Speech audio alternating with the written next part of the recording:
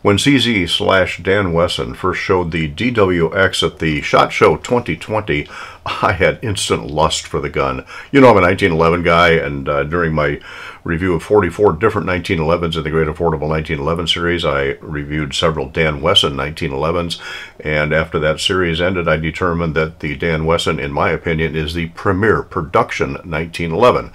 You got to go to a custom or semi-custom if you want to get something better than that. But I also like the ergonomics of the CZ75 grip angle and grip feel.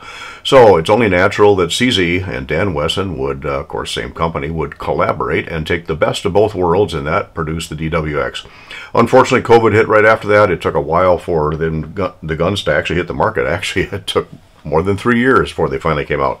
This came out in mid-2023, and here it is now, mid-2024, before I finally got my hands on one.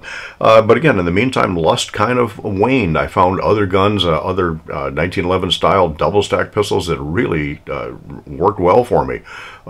Certainly had the EDC X9.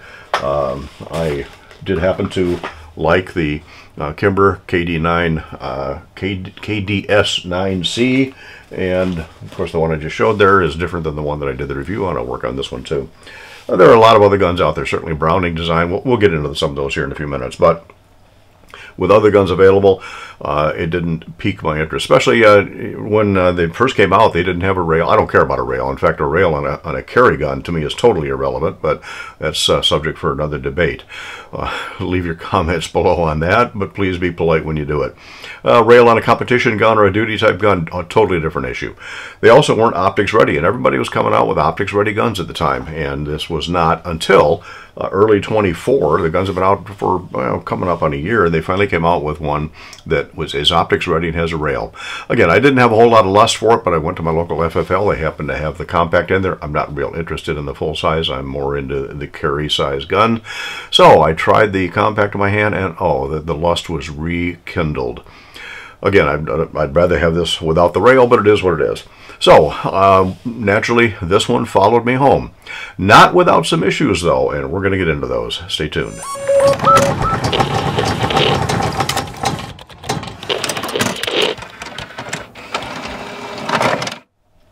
All right, thanks for dropping in while we take a look at the DWX Compact. Again, it's a collaboration between Dan Wesson and CZ, since they're basically the same company, between the best of the world of 1911 and the CZ ergonomics. Let's get the problems out of the way first of all, though. There's a first on this that I've never seen anywhere before. Every gun that I've seen where a manufacturer makes a full size and then down to a compact, even a subcompact, the full size magazines will work in the smaller guns. Glock 17/34 mags work very well in the 19 and the 26. CZ 75 full size work in the 75 compact. I have never seen a situation where the magazines didn't work. So that's my first complaint on this. Now, the magazines are nice in that they have a nice aluminum base pad. They're 15-round mags. It comes with 2 of them. These are CZ 75 compact style, except CZ 75 compact mags don't fit in the DWX. So here's the CZ 75 compact. It's out of my P01. And this is the 15-round mag. Now, the P01 came with 2 14-round mags, but I bought some after, actually some Mechgar 15-round mags, and looks right, except they don't lock in. I did a separate video on what the problem is with that and how to solve it, and that video will be coming out probably the day of or the day after this one comes out. So if you haven't checked that out, by all means, take a look at it, and you'll see what the issues are with the magazines. And it's something that, yeah, I know if I'd have read everything on the Dan Wesson website, I would have seen it, where it says the compact takes the CZ 75 double stack magazine body. That's fine. In the literature for the full size, it makes reference to the P10, P09, 07 style of action, but it also does that on the same thing for the compact. Then it says reliable, low-cost, double-stack magazine, boost capacity, etc., etc., etc. You have to really dig down on the full size to find out that it's compatible with a P10, P09 double-stack magazines. Why on earth would they make different frame sizes? Why not? I mean, short, okay, I understand that, but the different magazine bodies and two, I don't know, it's totally baffling. Anyway, check that video out, how I solved that problem. The second problem that I had is the fact that when I got this gun, and again, I did a separate video on this too, how I fixed this. When I got it, the manual safety took less than 1 pound. In fact, it had just over a half a pound on my scale to be able to flip that safety off. Totally unacceptable for a carry gun. I did manage to fix it. I'm now up to just about 5 pounds on pressure to get the safety off. It does work a whole lot better. So, 2 problems solved. So let's look at some of the features of this gun. Again, it comes with 2 magazines, Henning aluminum base plates. You can get, by the way, other base plates from Henning, $20 a piece for them. I don't think I want to go there. Comes in a nice range bag, as a lot of guns are doing nowadays. Instruction manual, the usual lock, not much swag in there. And it also comes with a little plastic tool that it doesn't say in the owner's manual what you can do with it. But it does also mention very briefly that you can use this to push out the slide stop lever when you take it down. And takedown is interesting on this. I'm not going to take it down here, but I'll show some of the features on it. This is not, it takes down similar to a 1911, but not quite. It's actually more CZ75 style. In fact, by the way, this gun is unloaded, no magazine, no round in the chamber, it is safe. So they say bring the hammer back to half cock and bring the slide back until it just touches the hammer. And there's a little half moon cutout on the slide, so you don't have to bring the slide all the way back to the takedown notch like you would on most 1911s. The difference between this and the CZ, however, is that the CZ has little alignment marks back there, so you line up those 2 alignment marks and take out the slide stop lever. So it's the same effect on the DWX without those alignment marks. Anyway, it does come apart, and you'll see that when it comes apart, there's no link on the barrel. It uses more of the CZ75 type. What they're doing in a lot of guns nowadays, instead of having a barrel link, they've got a cam action that keeps the barrel and the slide locked together briefly, and then it dips the rear of the barrel down to when it ejects the shell. It also has short rails. You're seeing that on a lot of more modern guns instead of full-length rails. It does make it theoretically a little more reliable. There's less friction, less to hang up. The recoil spring is not captured on the aluminum guide rod. And again, it's a lot 1911 alike, but some differences that make it more CZ75 like. Very nice reverse crown barrel on it. Flat front end, but again, it's the carry model, so the surfaces are radius just a little bit. It supposedly takes a 1911 style front sight, and it says on the literature, it says a CZ75 style rear sight, although this sight is integral to the optics plate.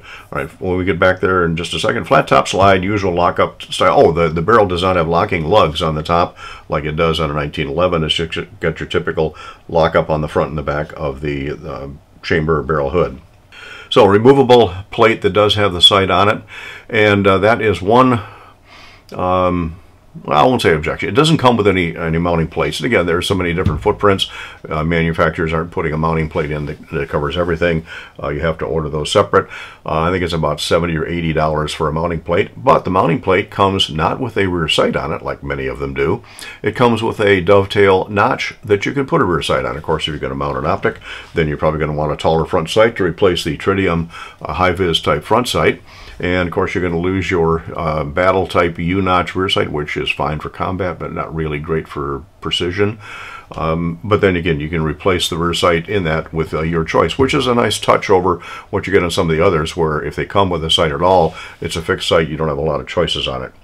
It does have cocking serrations that are not super deep, but they're sharp enough that it's not hard to do a press check with it.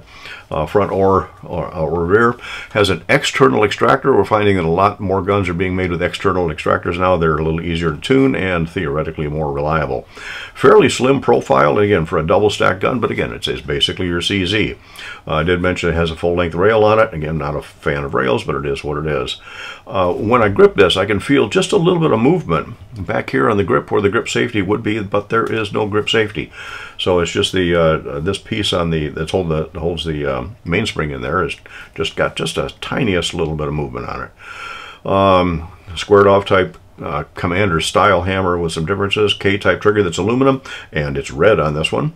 but no, it's got no real undercut under the trigger guard.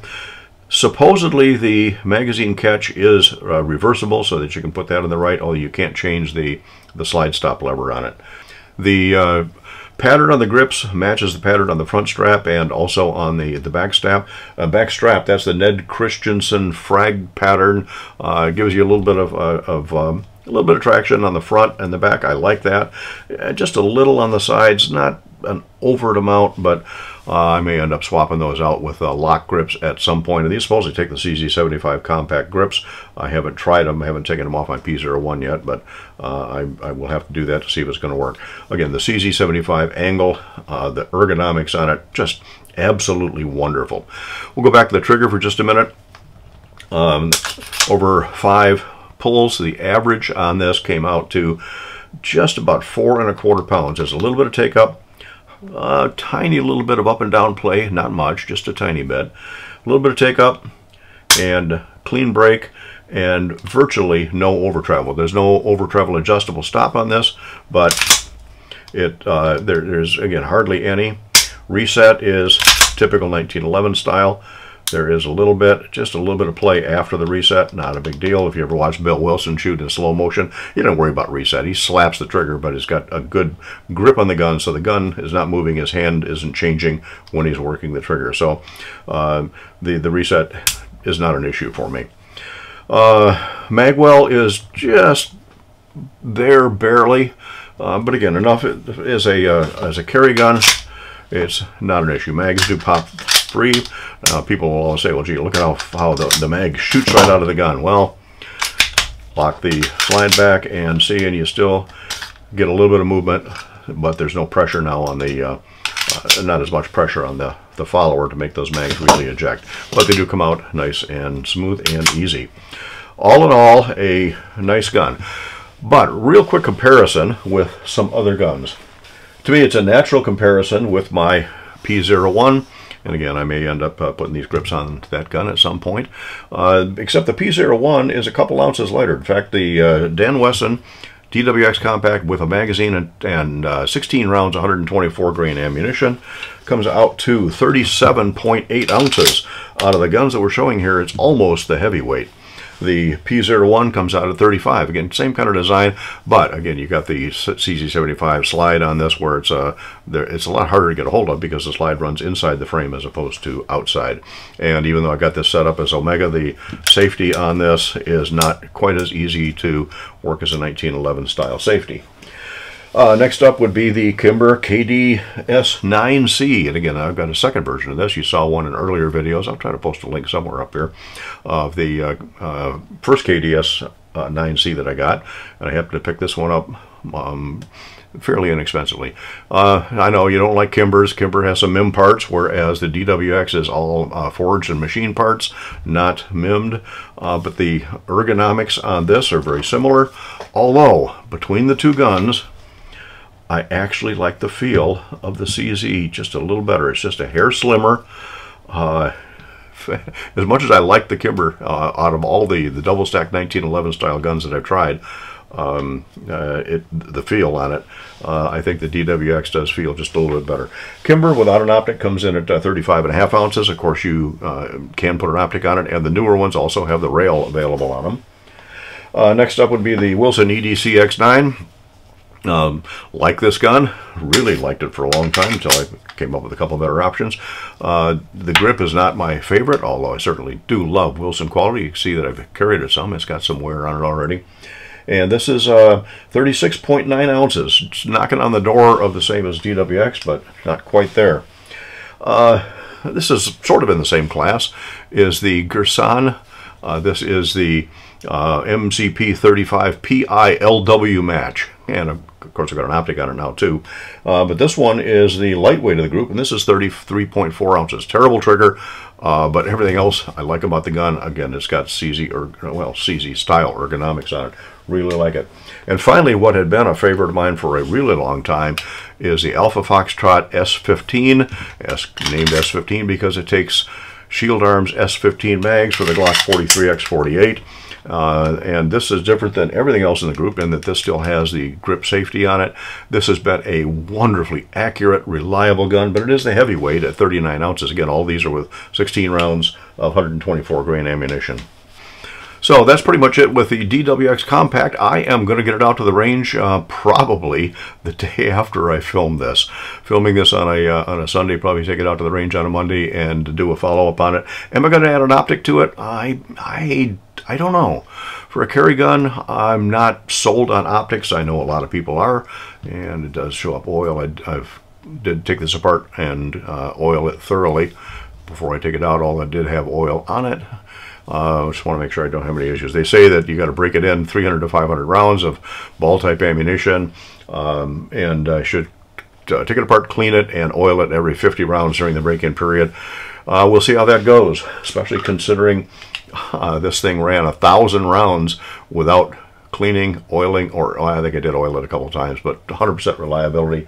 And my other KDS9c also ran 1,000 rounds. I think I finally oiled it at 800 rounds. So I may just shoot this and just see how it works, even though it says, all right, I know Dan Wesson, if you see this, it's probably going to void the warranty. Oh well. Yeah, hopefully it's not going to be the case. We'll see how long this will continue to run. Will I do a 1,000 round test on it? Yeah, maybe I will. I think the Honest Outlaw already did a 1,000 round test on it, maybe 2,000 round, and it ran fine for him. So really long video, which I haven't done in this length in quite a while, but again, I lusted after it, didn't care for it, or just kind of lost interest until it came back, until I got it in my hands, and now I like it. But again, check out those two other videos I did, one on what I did to overcome the problem with the safety, and the other that overcame the problem with the magazines, and I will do a follow-up in the very near future on the range. Thanks for staying with me for a long video.